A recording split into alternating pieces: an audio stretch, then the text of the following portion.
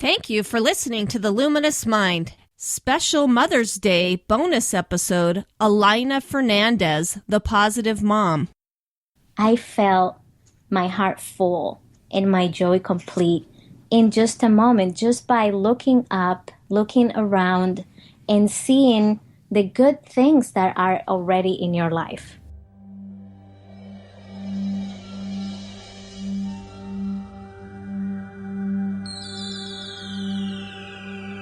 Benjamin Franklin once said, "Do not curse the darkness, rather light a candle instead."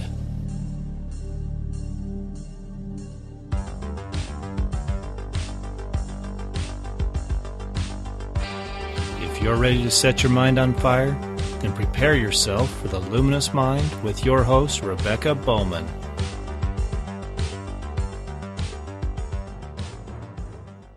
Today's fire starter is Elayna Fernandez. The positive mom encourages, empowers, and equips moms to have more influence at home, more impact in the world, more income to make it happen so that they can live a life with joy, balance, and success on their own terms without guilt, struggles, and overwhelm.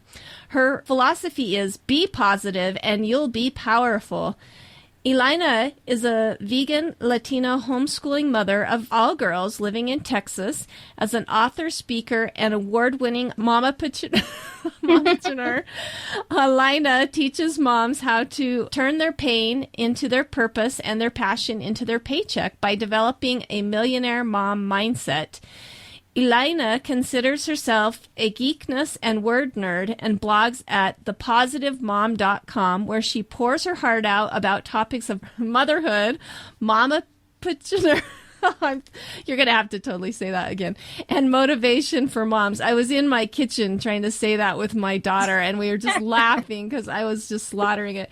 Anyway, welcome, Elayna. Thank you so much, Rebecca. I am so pleased and so excited to be here with you. It is an honor. Thank you for inviting me. I am so impressed with her personal story, but I kind of shared a little bit about you. Do you want to go ahead and give us a little bit more background information about your family, hobbies, and passions? Oh, absolutely. Well, I have 3 girls. They are 11, 12, and 19 months. So you can imagine how crazy my household is right now. And I am happily married. My husband's name is Taylor, and we just love everything that has to do with words. We're word nerds. We like technology. And I'm very passionate about helping other moms and paying it forward and empowering them to believe in themselves and equipping them with tools that they can use to better themselves and be more positive so they can then raise positive children. And I love to encourage them and be motivational in everything that I do, because I think that sometimes we don't have the courage to go from once upon a time to happily ever after. So that's my purpose is to help them do that. That is wonderful. Do you want to give our audience a little bit of your background story of like where you came from and kind of some of those struggles in your life and how you came about becoming a homeschooling mom? Absolutely. Well, it's been a very long journey. Since I grew up in the Dominican Republic, I grew up in poverty, and it was something that a lot of people can't imagine, because poverty in the United States and poverty in a developing country are definitely not the same. Some of the things that we take for granted living in the United States, like having electricity or running water or hot water in the shower, having a toilet, having meals to eat with your family. Those are some of the things that we consider luxury when we are poor in other countries. And I experienced all of that growing up, and I really dreamed of having a better life. One of the memories that is dearest to my heart is going through the trash, trying to find toys with my little brother, and finding a treasure.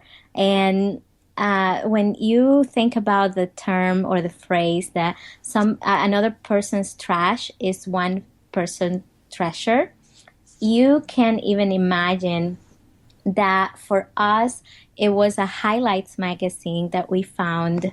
It was very soggy and it didn't smell too nice because it had been in the dumpster for quite a while, and probably rain and waste got into it. But when we saw it, what we focused on was the real beauty of people's faces and the expressions of joy and prosperity and happiness that these people exuded, and especially the children. So my brother and I decided that we wanted to be like those kids. We wanted to be like they were, to experience what they experienced, and to feel how they felt, and to have what they had.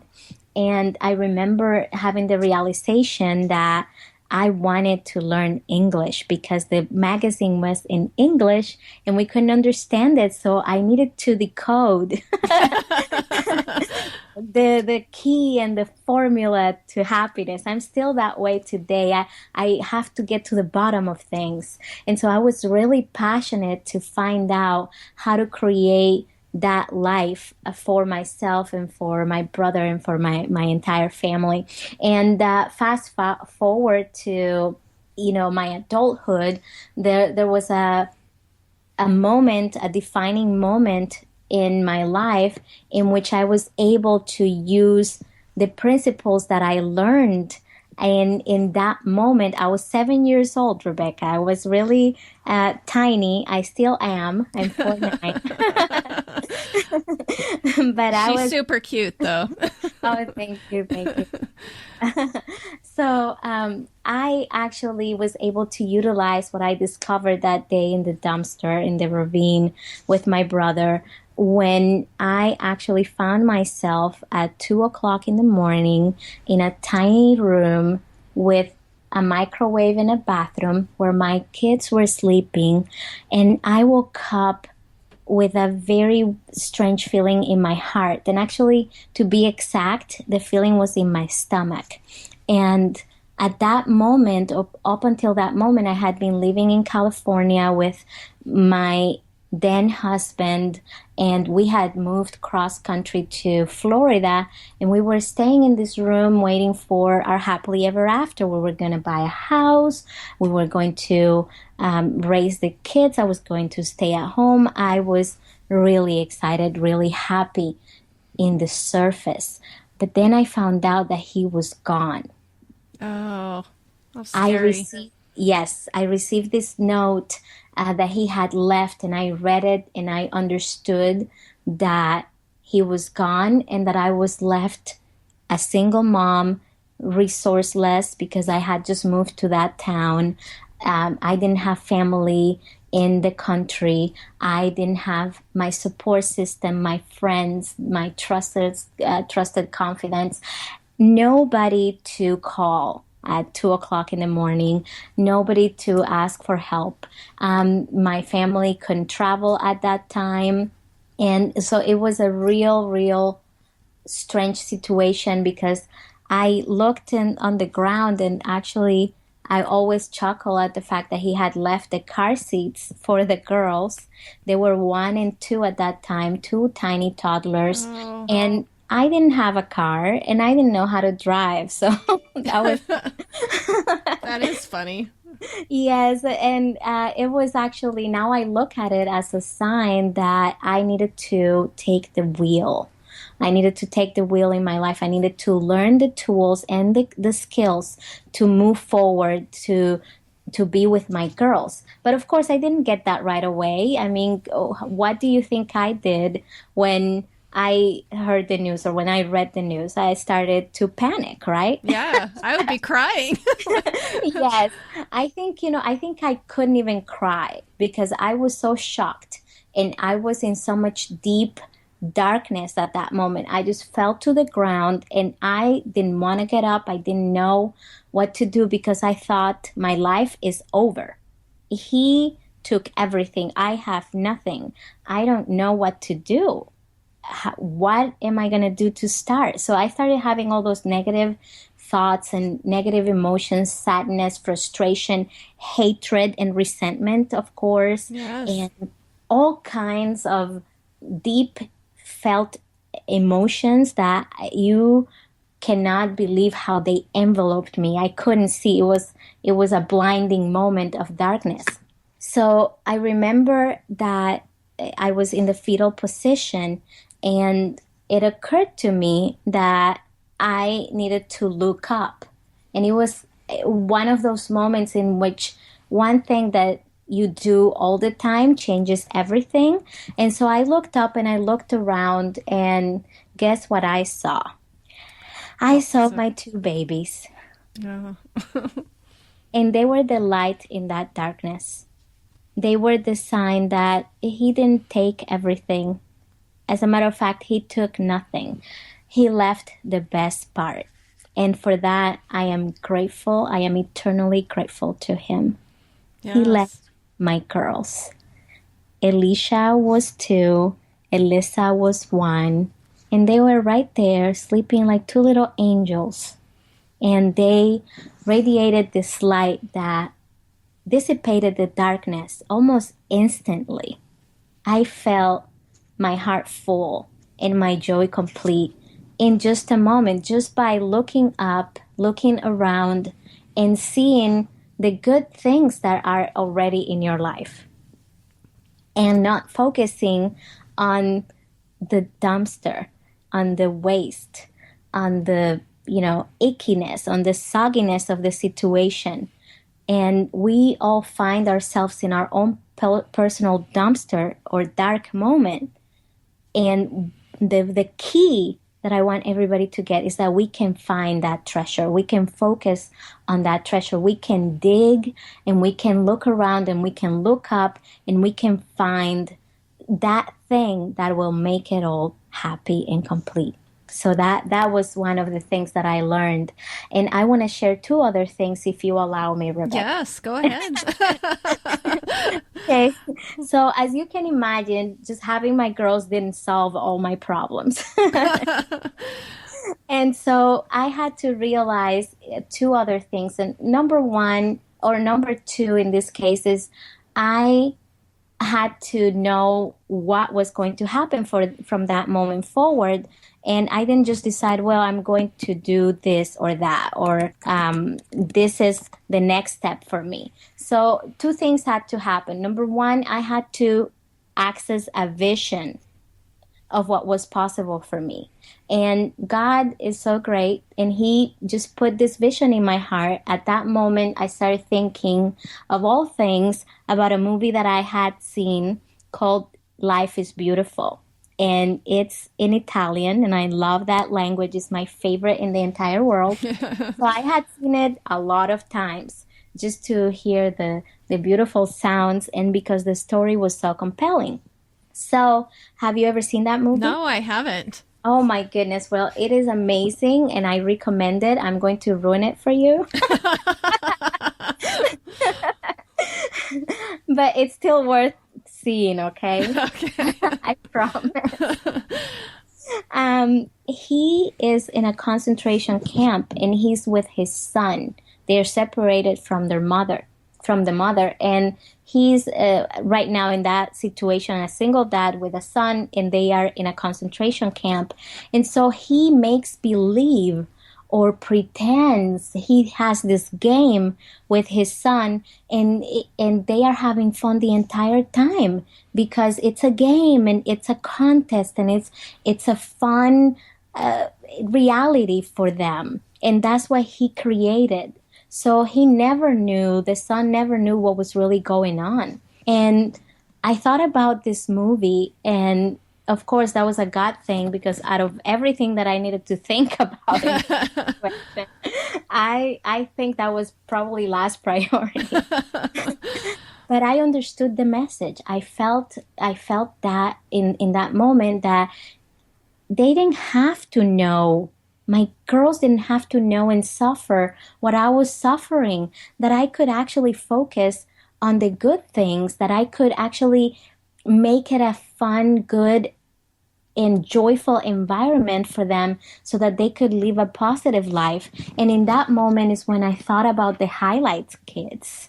I thought that my girls could have the highlights kids childhood, that the vision that God put on me, within me at the dumpster, and now he was bringing it back, was for a reason. And so I started imagining and thinking about my girls getting married, and I would be walking them down the aisle and they would be happy, successful, powerful, confident, joyful.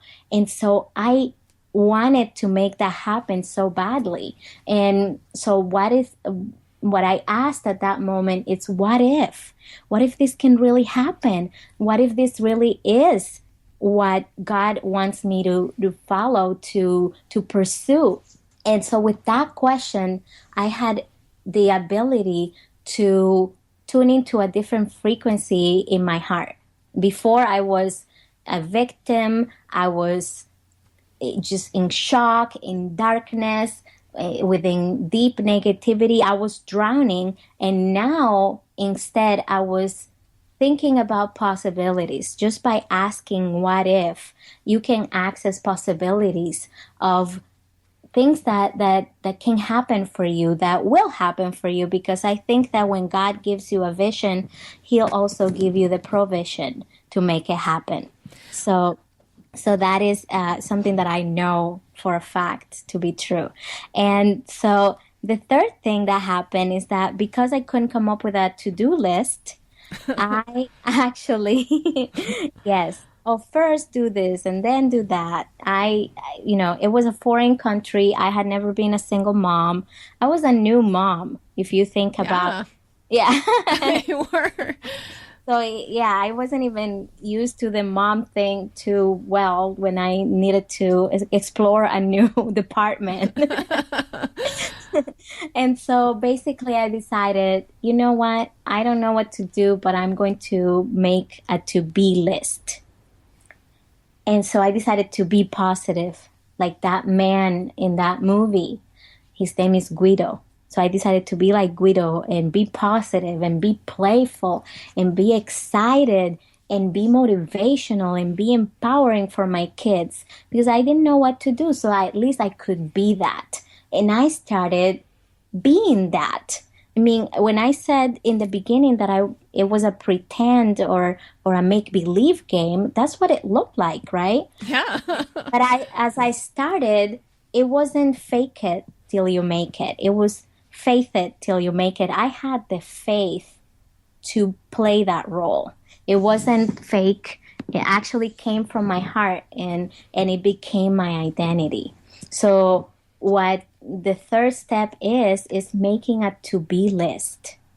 I love that. And, when you say, how can I do this? Well, by being this, by becoming that, because that is really what's going to guide you to your true purpose, rather than the to-dos, which, will be there, of course. There were steps that I took, but they were guided by the bigger purpose of whom I wanted to become, and the model that I wanted to be, the mentor that I wanted to be for my daughters. Well, I think your message is so powerful because, as a homeschooling mom, especially, we hear a lot of, well, I'd like to, but I can't because, Yes. And then we hear all the long lists of reasons why they can't, they may be frustrated with their situation and they may not like this or that, but, then they make these excuses of why they can't have that. How did you, I just am so blown away with how you created that. And how did that all come about? Did it just one day at a time and just trying to be positive? And then it's just amazing to me that a girl that grows up in poverty and then has this horrific thing happen in a foreign country can go from that mindset, from that upbringing to the millionaire mom mindset. Absolutely. Thank you so much for that. And I think there are several things, and when you talk about homeschooling, that was another breakthrough moment for me, because at that moment, I had never been to school in the United States where my girls would be going to school. I had never taught kids, and English is my second language.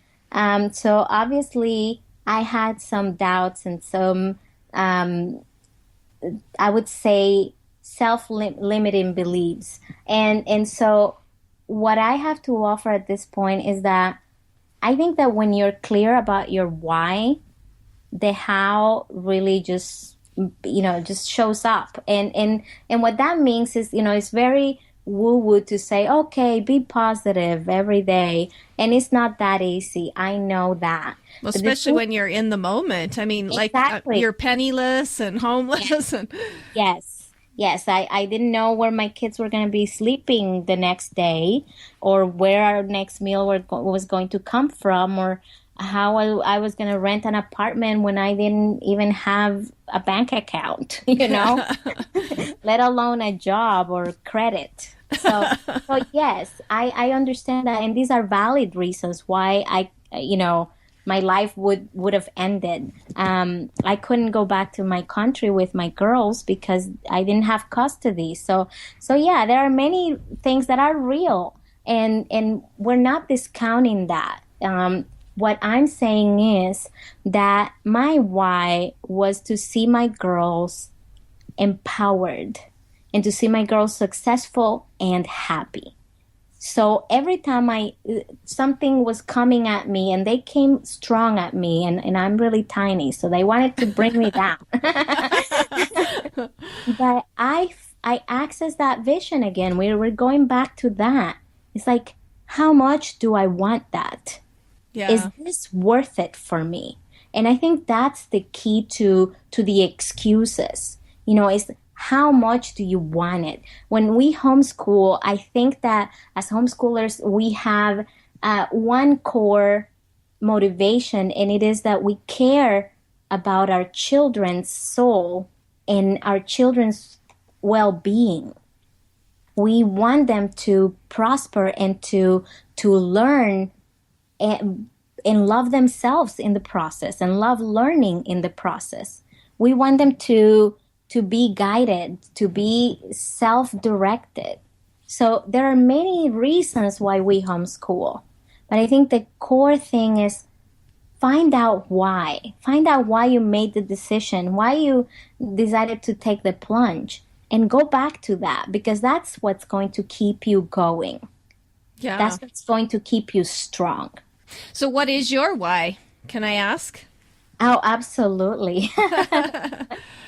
Well, I was just really not aware that you could homeschool.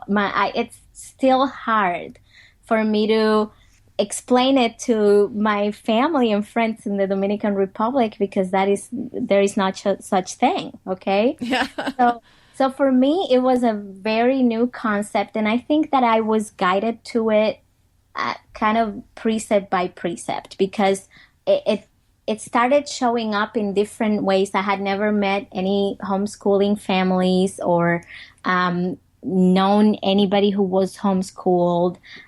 So when I learned about homeschooling, it immediately was attractive to me, but I didn't know enough. So I think that when I started thinking about homeschooling, there were three things that I think were most attractive to me. Number one, it was the pace.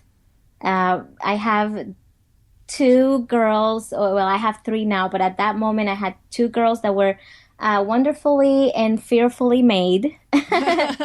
Completely opposite. Okay, so they were unique, and one learns at a very fast pace, and she's, she gets bored easily because she's so fast, and so it grasps concepts and wants to move on to the next thing. And then I have the other one who loves to wander and dream and take her time, and so I was seeing that disconnect. And so the pace was very attractive to me, that they could be themselves and still learn, with the attributes and with the speed and with the interests of who they are. The second one, I think it was, I would say that my core belief that parents are supposed to, I would say, or called to be their children's teachers. And so I wanted to make sure to take charge, to take the wheel, as we mentioned before, and make sure that my children learned the things that I have learned, but in a better way. They are very, I would say, blessed that we live in a different country, so they have the best of both worlds. But I wanted for them to learn what I learned from my ancestors, and I wanted them to learn positive principles. I wanted them to learn the scriptures. I wanted them to learn life skills and to pretty much prioritize the food for the soul, if you will. Yeah. So for me, that is what it comes to. I know that in order for a child to fully, I would say, embrace their potential, they have to be given roots and wings. And I knew that with homeschooling, you can give both. Yeah. So, I mean, how has your parents, I mean, you said that they kind of had a hard time with this, and I can't imagine the paradigm shift coming from like, completely different situation to this idea of all of a sudden, like you said, you're the teacher and the leader of all of these things, which I think it's amazing. I'm really kind of surprised sometimes when people that come from other nations don't homeschool more, because you do get to keep a portion of those roots, those. Yes. That they would lose they would lose that identity going to public school. You can continue to kind of give them those roots of where you come from and kind of that cultural background too. Yes. Anyway, so I think that's just amazing. But I mean, have your parents, have they kind of come around and they understand it, or? Yes, absolutely. It's been interesting because I've always been the round peg in the square hole,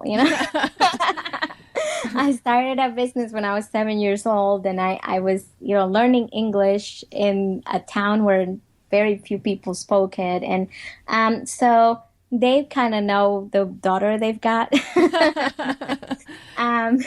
So I think that the reason more people don't homeschool is fear. And I think that it takes a lot of courage to be different. And I think it takes a lot of courage to go to go against the flow, if you will. And so for me, that is something that I haven't had a lot of struggle with, but if somebody in the audience is struggling with that, I have a quote that I always refer to from Albert Einstein. And he said that everybody's a genius. So every child is a genius. But if you judge a fish by its ability to climb a tree, then it'll spend its entire life believing that he's stupid. Yeah. That's his quote. And so basically, we are uniquely made. And when I thought about, okay, if I'm going to be my children's teacher, I have to think about, being a single mom, a sole provider, not ever knowing, or not ever teaching kids, and going against the flow and having to explain myself because, sometimes you do need to explain yourself and, and talk to people about it. But, when we think about it, all of that is nothing compared to the joy that we receive when we know what our kids are learning. Yeah. We know where our kids, what their weaknesses are, and we help them focus on their strengths. And something that you said, Rebecca, is amazing, that you mentioned the word identity.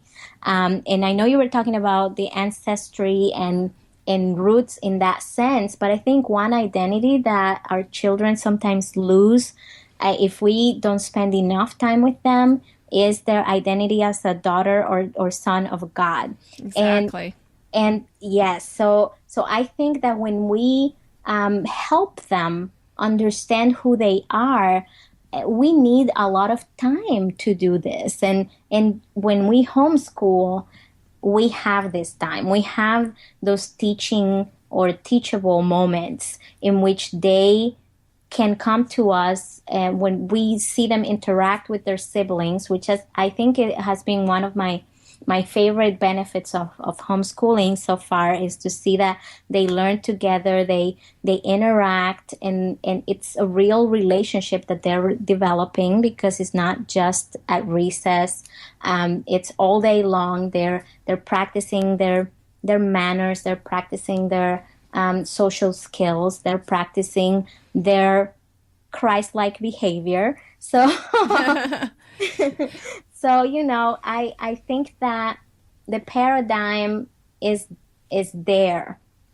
I think when we focus, like I said, in the treasure, when we focus on what we get, then we have the strength to go on. One of my favorite sayings out there is that it takes time and pressure to make diamonds. Yes. Well, and speaking of pressure and the struggles that we have as homeschoolers, one of the advantages that I think that we have, and maybe you can expound upon this, is that, sometimes we feel like if we have days that are like there's a lot of tension and there's arguing and, all of this stuff isn't going perfectly, we have this vision in our mind of like Mary Poppins that comes in and teaches this wonderful lesson and everyone's smiling and it's all happy. When we don't have days like that are perfect, we want to give up. What do you think about, in that experience, and then also how practicing having to be together and get along as families, because I think we can all behave ourselves better in front of strangers. Yes. How does that help us grow, and how does that help our children grow? Well, I love all of your questions in one question. Because, I think that the key to the struggles is that some of them are actually just perceived struggles. So I have this friend, or frenemy, if you will, and I call her my inner bully. And so she has 5 different things that she likes to do in my head. She likes to compare, she likes to complain, she likes to compete, she likes to condemn, and she likes to criticize. So that little voice in my head, I spent my entire day slaying that dragon. Because that Mary Poppins picture, well, I really love that movie, but it is not realistic. And I had to forsake of that vision, as you called it, because it's one of those hallucinations that we don't want to ever have. And if she comes to us, or like the inner bully comes at me, we have to shush it. Is that woman doesn't exist in real life. And if we think that somebody has it all together out there, then we are, I think that we are mandatory. Our mandatory thing to do is to ask them. Yes. Because sometimes I say, oh, look at Rebecca. She's amazing and she has this. But if I would ask you, I'm sure we would both share all of our things that bother us, that annoy us, that frustrate us, that makes us stressed out. So we all have those things. Yes. As smiley as we look, as positive as we are, I always say that people don't drown from falling in the water. They all fall in the water. They just drown because they stay there and they don't swim out. Oh, I love that. Yeah. So, you and I, we're just swimming out. We're falling in the water as many times as other moms out there. So I think that's my thing. If you think that somebody out there is perfect woman, Wonder Woman, or has it all together, ask her. You will be put in your place. Yeah, we all are always comparing our worst to somebody else's best. Yes. Amen. Yeah. So, but I think, the truth sets us free. So if we ask, and if we really ask deeply within ourselves, and if we ask God, for guidance, then we can find out that that's not true, that we all struggle, that we all have those dark days, that people argue, that, people don't get along at times. And it is working and navigating through those issues in the daily grind that we get out of it. And actually our relationships get stronger. And to go and tie into the second question that you asked, that is what helps us socialize and behave and conform to the rules of society, to become better citizens, to be better people, is because we experience those conflicts.